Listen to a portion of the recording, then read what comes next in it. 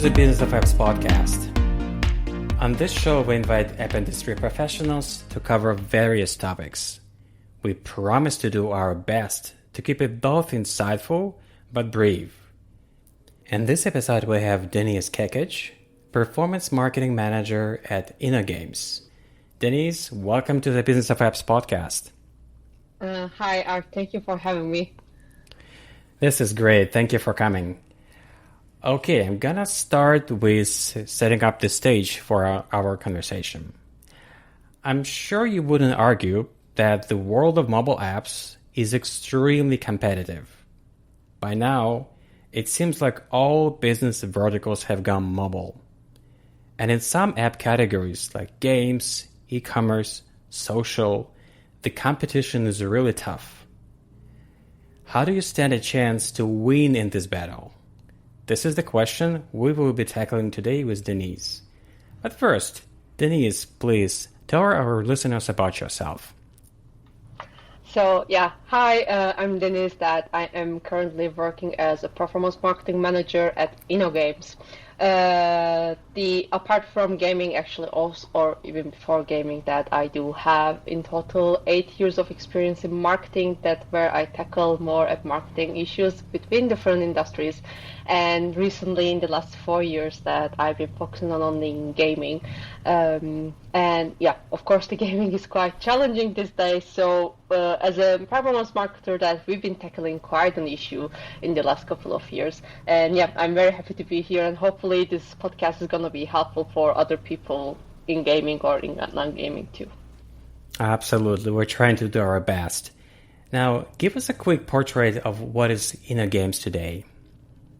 So the InnoGames is one of the biggest gaming companies in Germany, based in Hamburg, and we actually built like around 12, 13 years ago, and our biggest game, actually our first game was Tribal Wars, and afterwards that currently we are actually very well known with Forge of Empires that initially launched as desktop and then now scaling in mobile too. And apart from, of course, this big games like big core titles that in the last couple of years we've been testing so many new games, especially on mobile, while we are still putting our expertise from desktop. But again, the industry is challenging, so it's a lot of testing, a lot of prototyping. But I guess that's the best season to learn anything related to job. Quick confession, I'm not a game player, so I cannot share any personal experience, but do you play any games? Do you play any of your titles? Yes, actually, I know InnoGames from Forge of Empires again. Before I joined InnoGames, I was playing Forge of Empires. But as my gamer identity, I'm more of a like AAA games such as Assassin's Creed or Witcher, this type of games that I've been playing when I was younger. And during COVID and since COVID that I returned to that hobby quite frequently than before, and I guess also impact of aging a little bit, like I became a very homey person and, like in the weekends playing a game on my console and just spending the time, it's quite relaxing at the moment for me. I totally hear you. All right. My first big question on the table will be this. So, working on a mobile app, how do you identify its unique edge? Something that will set it apart from competitors. So first, I would like to keep my answer broad as much as possible, and then if that's all right, then I can specifically give examples from gaming. So the mobile app, that it's easier said than done, of course, by the way, but considering that you have a well-performing mobile app that with lower crash rates, that the offer of your product is which is main unique selling point, which is called USB. USB is a very important part of app. So what differentiates your app related to your competitors is actually what is the edge marketability for your app. So I don't know, for mental health platforms, we can say AI. right? That if you're like, there are so many mental health apps, but if you have this specific feature that hasn't done or tried with the competitors, that makes you unique. Or for gaming, let's give it an example from that. The story of a game that we've been seeing a lot of examples in the recent years, which makes that what is the character, what is the story behind the character is becoming a strong USP. The gameplay or social aspect of the game. If you have a feature that makes you different than your main competitors, then you already have actually the marketability USP. But of course, figuring out is hard, and it's always easier said than done. Yeah, I totally hear what you're saying. With that many games on the market, with that big choice for people to try anything new, it's extremely competitive because you are competing for their free time, where they're willing to entertain themselves and tune into that mood and be that game for that person to try is a really tough job. Exactly. Can you think of any specific example of competitive edge you managed to find for one of your recent titles? So with our biggest titles that we are putting the most of the spend is actually they are quite old games, like 10 years old. So we already have a name. So back then the competition was not high enough. But currently with the new games, again, what we are trying to do, for instance, we do have a game that we are combining different genres in one game, or we do have a new game that we are focusing on the social aspect where the users can play with other users within the game. So I can't name the games exactly for you because they are again in the prototype stage, but these are the, like we have the different USB for new games that we are trying to test out, let's say through the retention or through the MVP test phase. Yeah. Okay, methods and tools. So what methods and tools do you recommend for testing an app's marketability? Are there any specific metrics or KPIs that marketers should focus on when assessing an app's edge? So it depends on actually what phase you are at while you are testing, right? So because if you have still the MVP product, that first, of course, you're gonna test the concept of your app. If there is a market or if there's available audience in the market, which that, let's say, just very basic concept testing, but it can be that you would have different creatives that each creative is telling a different USP that you have on your mind. Let's say it can be story or it can be mini games, or for other type of apps, let's say it can be even AI feature, right?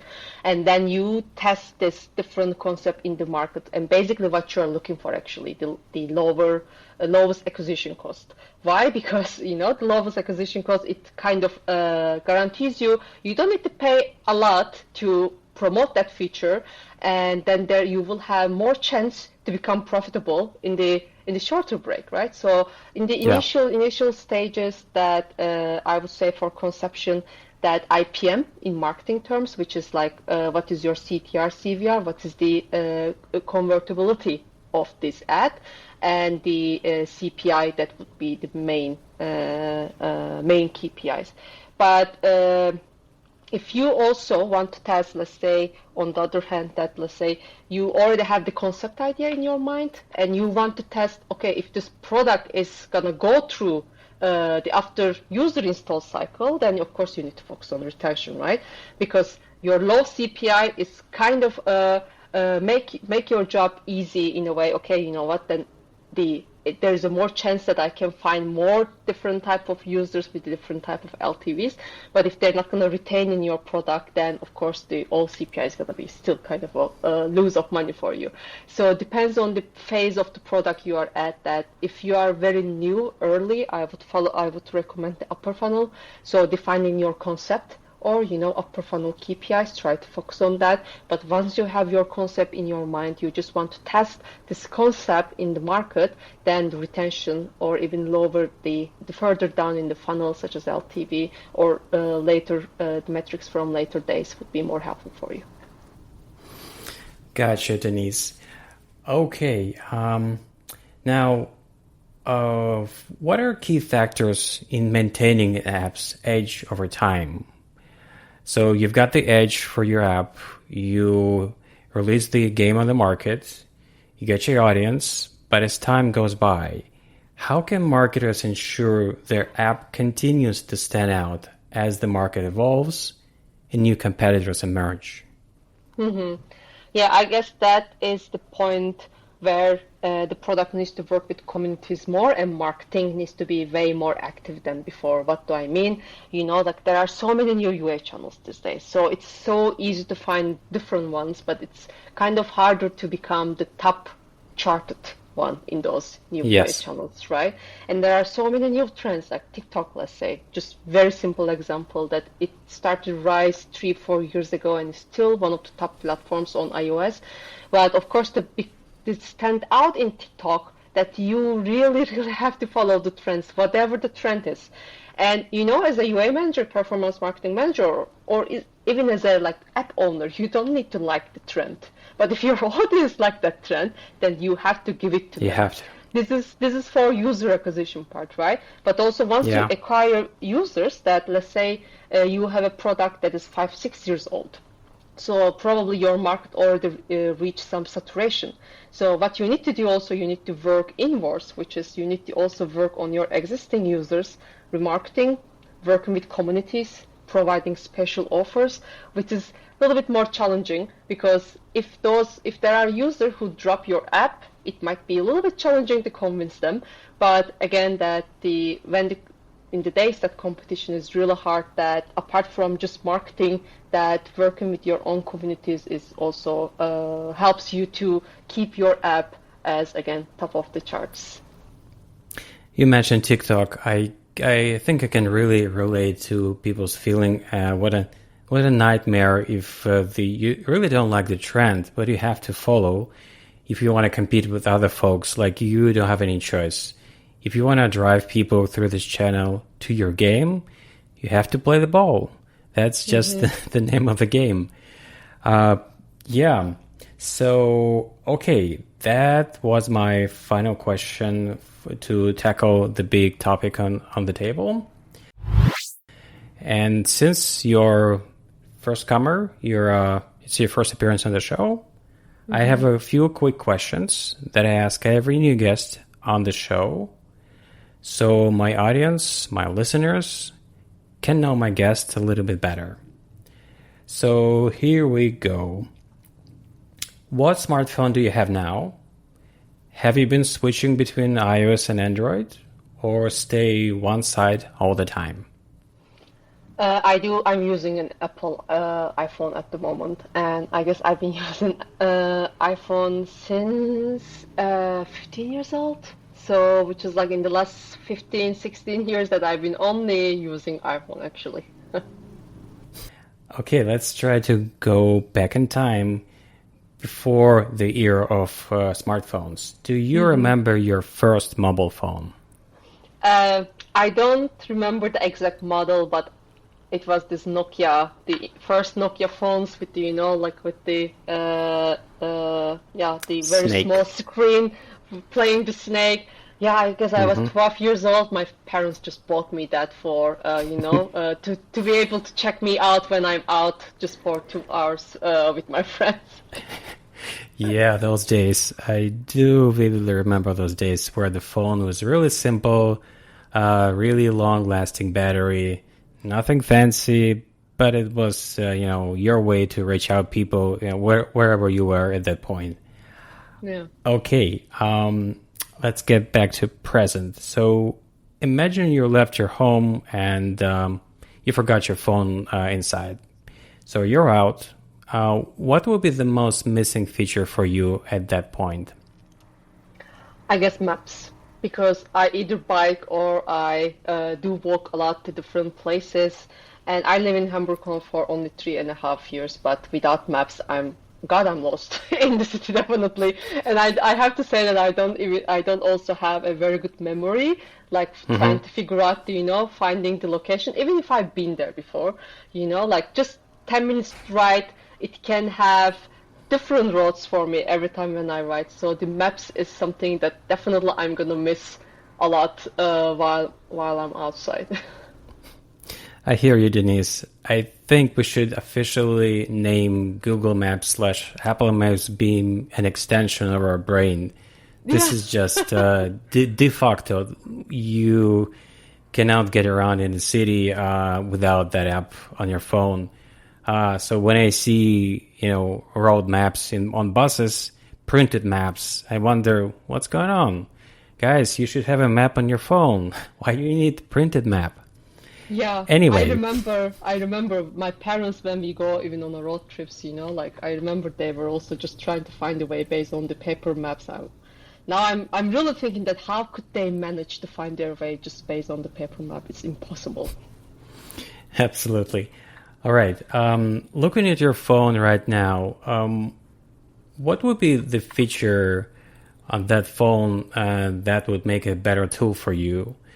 Probably nothing fancy, nothing trendy, but if you think about your own case of usage this phone, what would be that feature? Hardware or software or both?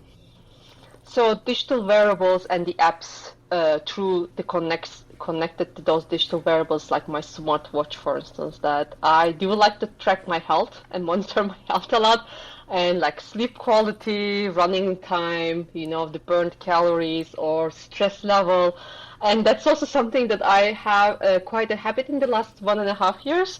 And that's this health monitoring is something that I'm really curious how it's going to evolve, because it's, we are also talking a lot of data security, but this is the area where you're allowed the apps to track all details of you. And yeah, this is something that I'm really curious how it's going to evolve, and I'm very excited. And if we are gonna safely and securely grow in this area. Totally, Denise. This is really tough. The ultimate trade-off, I would say, for mobile. How do you help people more and more over time without compromising their privacy? So, doing both things at the same time, I think it's the hardest challenge, probably both AI and, coming up with a new algorithm to process information and, create generative AI. Because it's really, how can you not sacrifice people's privacy but deliver more and more? That's really hard. Okay, my very, very final question before I let you go. How can people get in touch with you and get more information about what you do? So I'm gonna just have a very cliche professional answer that they can reach me out on LinkedIn always. But seriously, that I'm quite active there, and at least I'm following a lot of news related to my job, of course. So the people can reach me out there, or they can also find my email on my address. So they can also just send me an email easily, and I will try to answer within a couple of days. Terrific. Denise, thank you so much for coming on the show and spending time with us. Thank you. Thank you Bye-bye. so much for having me. Bye. My pleasure. And that was Deniz Kekeç, Performance Marketing Manager at InnoGames. To listen to more episodes, subscribe to our podcast on iTunes, Spotify, Stitcher, YouTube podcasts. Just search for Business of Apps and you will find us easily. Remember, we release episodes on Mondays. So subscribe and you will be able to get new episodes of this show on your smartphone, tablet, or computer as soon as we release them. And please don't forget to leave us a review or comment on iTunes. It is highly appreciated. And all episodes will also be available on businessofapps.com. Thank you for listening. See you next week.